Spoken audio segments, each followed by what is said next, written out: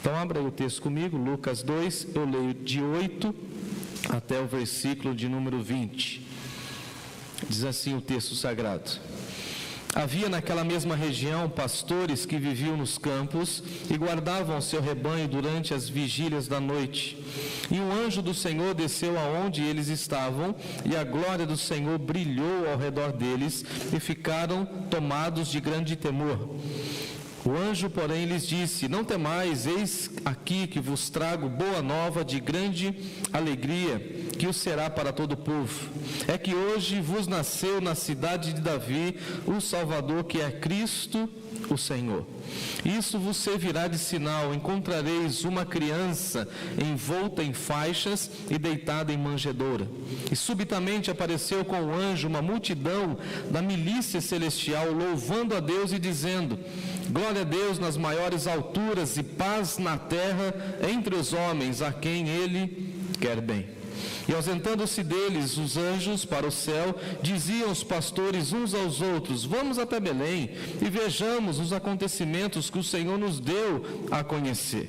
Foram apressadamente e acharam Maria e José e a criança deitada na manjedoura. E vendo, divulgaram o que lhes tinha sido dito a respeito desse menino. Todos os que ouviram se admiraram das coisas referidas pelos pastores. Maria, porém, guardava todas essas palavras, meditando-as no seu coração. Voltaram então os pastores, glorificando e louvando a Deus por tudo o que tinham ouvido e visto, como lhes fora anunciado. Vamos orar? Deus de amor, Deus de graça e poder, a Tua palavra é poderosa, e a nossa oração é que o Senhor fale com poder ao nosso coração. Queremos ouvir a Tua voz, tão somente a Tua voz, e que as nossas preocupações fiquem para outros momentos, porque nessa hora nós queremos ouvir aquilo que o Senhor tem para o nosso coração. É no nome de Jesus que nós oramos. Amém. Podeis assentar, queridos.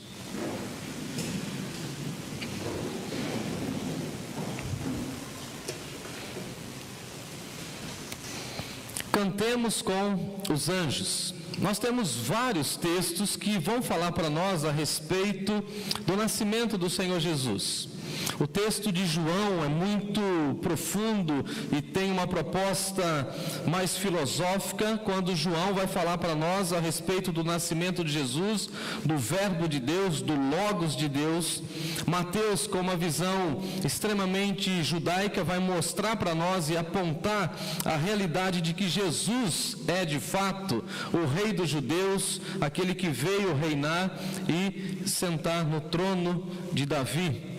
Marcos vai falar para nós que Jesus tem a filiação com o próprio Deus. Marcos inicia o seu evangelho falando que Jesus é de fato o Filho de Deus, e durante a narrativa de Marcos ele vai mostrando como Jesus é Filho de Deus, e por ser Filho de Deus ele realiza milagre, ele cura, ele promove libertação dos demônios, e aí Jesus é a pessoa enviada por Deus para demonstrar a sua relação íntima com o nosso Deus e Pai, o Criador dos céus e da terra. E nessa noite eu escolhi Lucas, porque Lucas traz para nós alguns detalhes extremamente importantes e traz também um convite para que nós venhamos a participar do coro celeste, esse coro que canta a Deus, e nós precisamos entender que durante a nossa jornada ou na nossa peregrinação espiritual, nós estamos aqui como se fosse uma espécie de um ensaio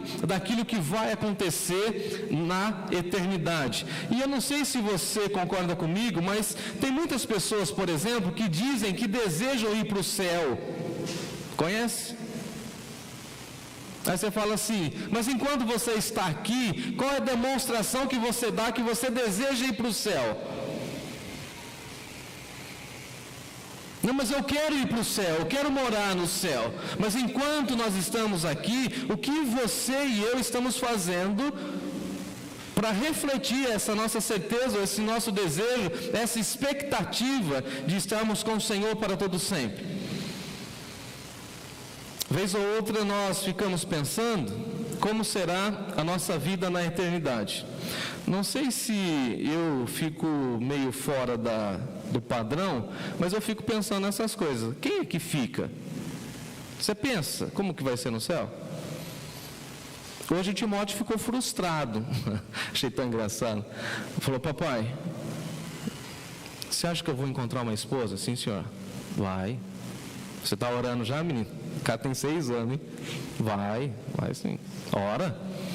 Você vai achar. Deus vai te apresentar, você vai ver. Como que ele apresenta? Fala: é outra história e tal, não sei o quê, mas ele vai te apresentar. Papai, e demora? Falei: depende. Cada caso é um caso. Depende. E depois então, o que eu vou fazer? Você vai casar, você vai ter seu filho, você vai ter a sua jornada, a sua caminhada. Então tá bom então. E aí lá no céu eu vou poder ficar? Não, lá no céu não. Não? Eu falei: não. Quem que falou isso? Ele falou: Jesus. Se Jesus falou, então nem me explica. Ele falou: meu filho, Jesus falou o seguinte, que lá no céu não se dão em casamento, lá nós seremos como os anjos. Eu sempre quis ser um anjo. Papai, o que os anjos fazem? Eles adoram a Deus, eles cantam, eles louvam. Falei: estou gostando dessa ideia, fala mais sobre isso. E aí então comecei a divagar com ele e fazer lá as minhas elucubrações e ficar pensando como será na eternidade. E esse texto mostra um pouco daquilo que nós temos de visão desse lado da vida, daquilo que vai acontecer na eternidade. Porque aonde Deus está, esse ambiente é tomado pela glória de Deus. Onde Deus está, nós estaremos repletos da bondade de Deus, da misericórdia de Deus. Onde Deus está, o ambiente fica cheio da glória de Deus. Agora, veja o texto. O texto diz para nós, aí no capítulo 2, a partir do verso 1, que César Augusto fez lá um decreto e publicou o decreto e falou o seguinte: olha, precisa fazer o recenseamento, e mais uma vez o império desse mundo querendo sufocar, suprimir e matar o enviado de Deus. Houve isso também na época de Moisés, quem se lembra? Todo macho tem que ser o quê? Morto. Mais uma vez, na história da humanidade, vem essa proposta. Mas aqui está para nascer o Filho de Deus. O texto vai falar para nós no versículo 8 que naquela mesma região havia pastores, e veja que a revelação de Deus vai acontecendo a pessoas simples para preparar o cenário da chegada de Jesus, o Messias, que não nasce no hotel 5 estrelas, mas ele nasce na hospedaria, e nós conhecemos todo o relato bíblico, porque não havia nenhum lugar, nenhum quarto para receber o Filho de Deus. E naquela região onde os pastores estavam guardando o rebanho, ou os rebanhos, diz o texto que na vigília da noite, aí no versículo 9, o anjo do Senhor desce sobre eles, e a glória do Senhor brilha ao redor do lugar aonde eles estavam. E é muito interessante porque Deus intervém na história, e todas as vezes que Deus interveio na história, Ele revelou a sua glória. Todas as vezes que Deus quis mudar o curso da história, Ele revelou a sua glória. E é muito interessante porque lá no Êxodo nós temos Deus descendo no tabernáculo e enchendo o tabernáculo com a sua glória. E nem Moisés conseguia contemplar toda a glória de Deus e usava o quê? Um véu, lembra desse texto? Depois nós temos a casa de Deus, também chamada de templo, casa de oração. E a Bíblia no Antigo Testamento vai dizer para nós que Deus descia e enchia a sua casa com a sua glória. E agora, de uma maneira definitiva, Deus envia Jesus, para que Jesus, o Verbo de Deus, a palavra criadora de Deus, habitasse entre nós, montasse entre nós, entre a humanidade, a sua tenda e revelasse a tua glória para nós. Então veja que Natal e nascimento de Jesus tem a ver com o derramamento da glória de Deus, e aonde Deus está derramando a sua glória fica tudo brilhando, porque Ele intervém, Ele fala, Ele muda.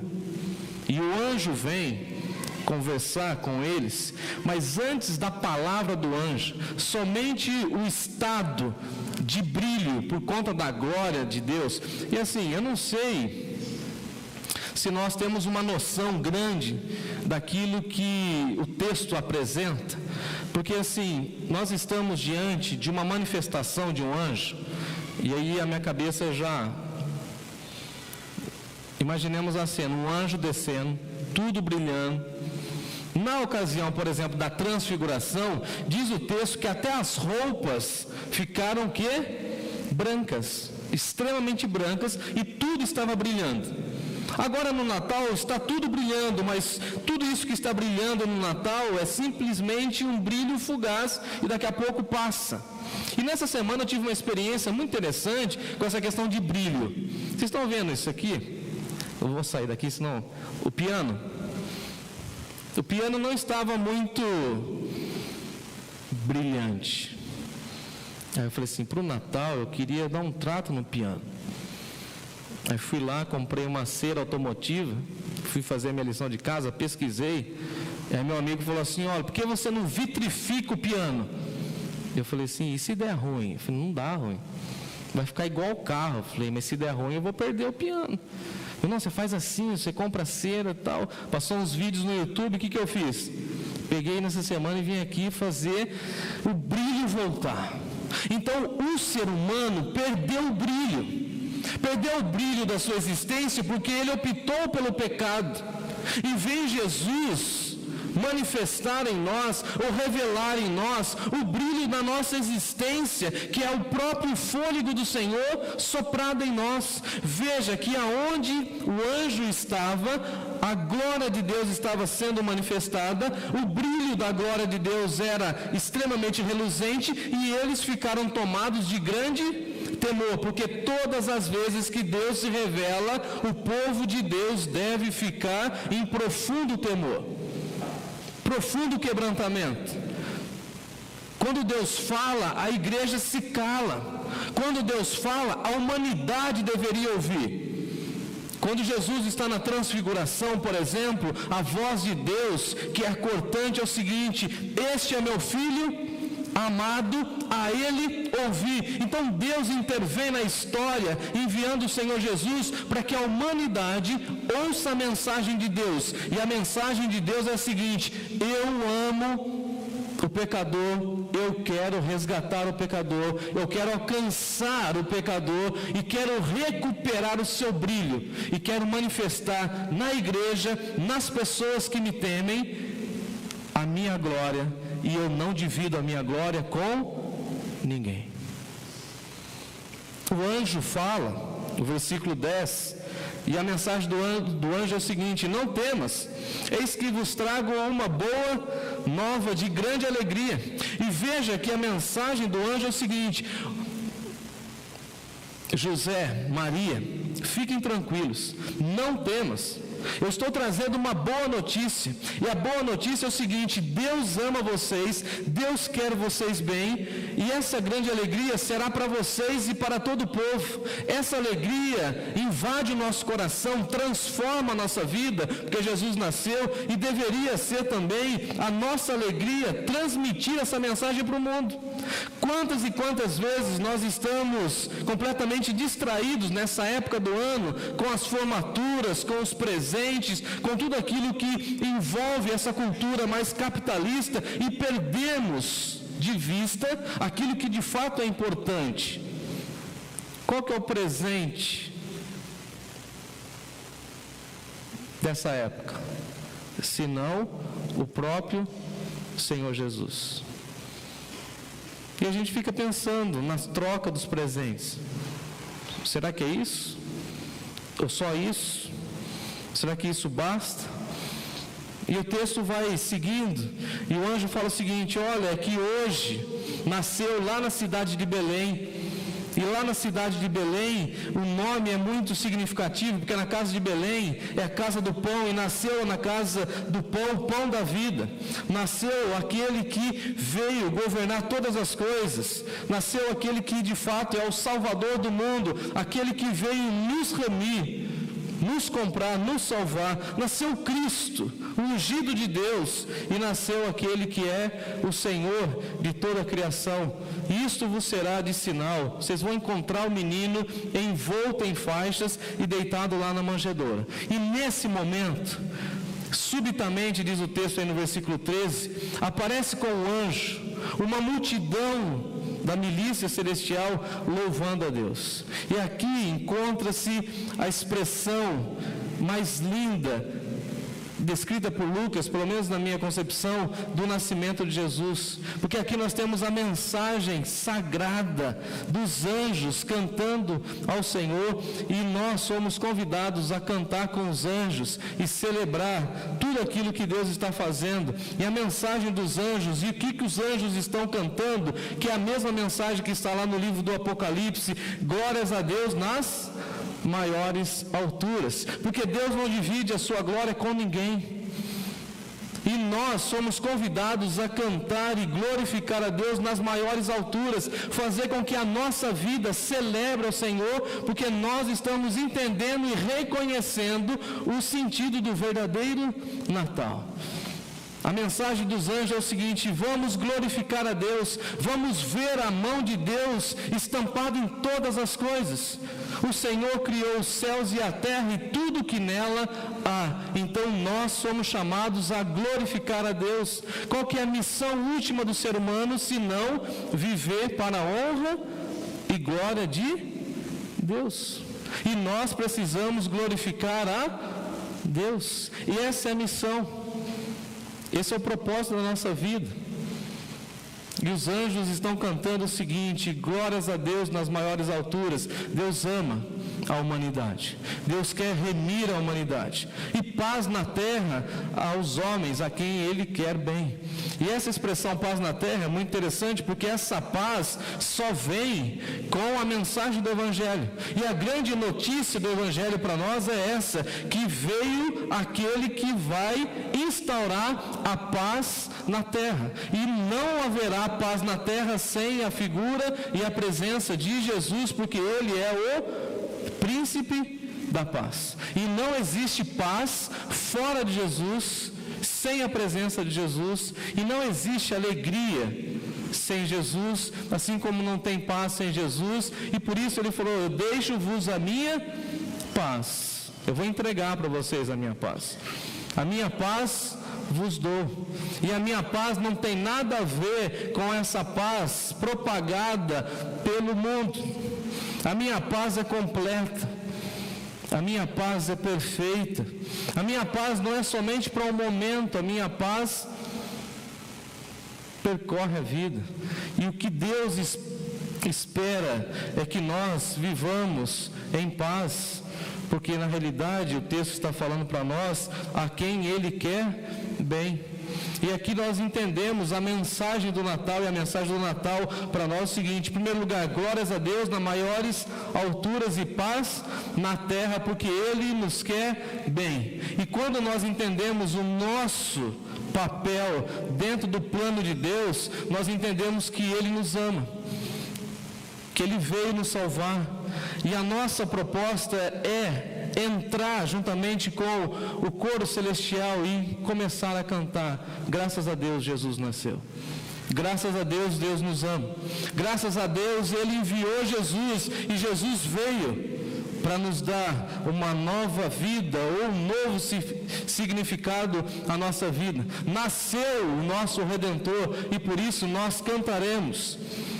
Eu lembro de Jó quando ele falou o seguinte: eu sei que o meu Redentor vive e por fim se levantará. O nosso Redentor vive, governa o mundo. E essa é a mensagem do Natal. Glórias a Deus e somente a Deus. E que a nossa glória seja direcionada para o Senhor, porque Deus não divide a sua glória com ninguém. Então, todas as questões da nossa vida, todos os momentos da nossa vida, nós devemos dar glórias a Deus. Glórias a Deus nas maiores alturas.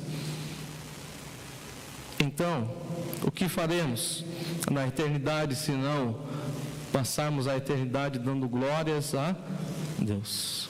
E paz na terra a quem eu quero bem.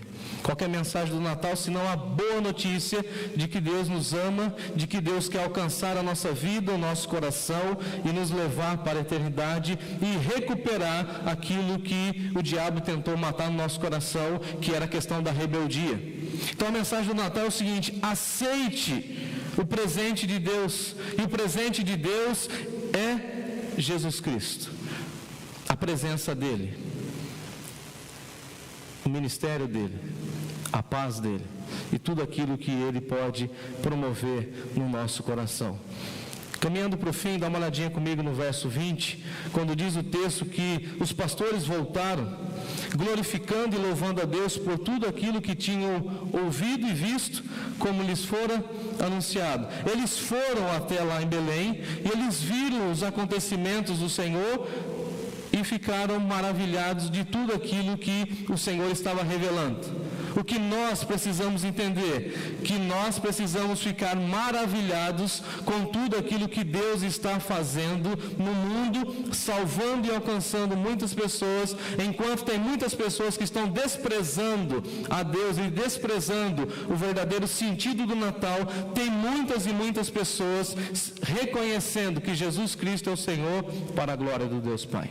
Tem muita gente entendendo o que de fato é o Natal e qual a sua mensagem a toda a humanidade. E a mensagem é simplesmente essa: vamos glorificar a Deus e vamos entender que Ele nos ama, Ele nos quer bem, Ele deseja nos salvar, que a boa mão de Deus está estendida na nossa direção e nós podemos receber o amor, a graça e o perdão de Deus. Esse é o presente, esse é o sentido do Natal.